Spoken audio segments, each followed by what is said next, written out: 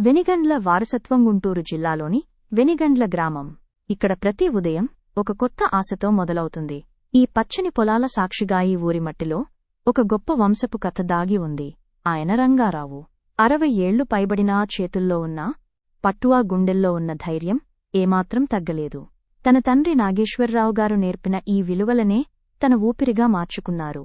ఒకరోజు తన మనవడు భానుప్రకాష్ అడిగాడు. భానుప్రకాష్ వాయిస్: తాతయ్య, ఎండలో ఇంత కష్టం నీకెందుకు?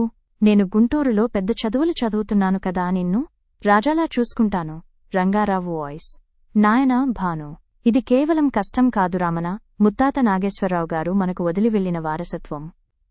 చెట్టును నమ్ముకున్నవాడు ఎప్పుడూ చెడిపోడు. వృత్తిని గౌరవించడం నేర్చుకో, అది నిన్ను గౌరవిస్తుంది. తాతయ్య మాటలు భానుప్రకాష్ ఆలోచనలను మార్చేశాయి. చదువు అంటే కేవలం ఉద్యోగం కాదని, తన మూలాలను ఆధునీకరించడమే నిజమైన తెలివితేటలని గ్రహించాడు. ఈరోజు వెనిగండ్ల గ్రామంలో వెనిగండ్ల నేచురల్స్ ఒక బ్రాండ్గా మారింది. తాతయ్య అనుభవమ్మనవడి ఆధునిక ఆలోచన కలిసి ఒక అద్భుతాన్ని సృష్టించాయి. ఇది కేవలం ఒక కథ కాదు, తరాలు మారినా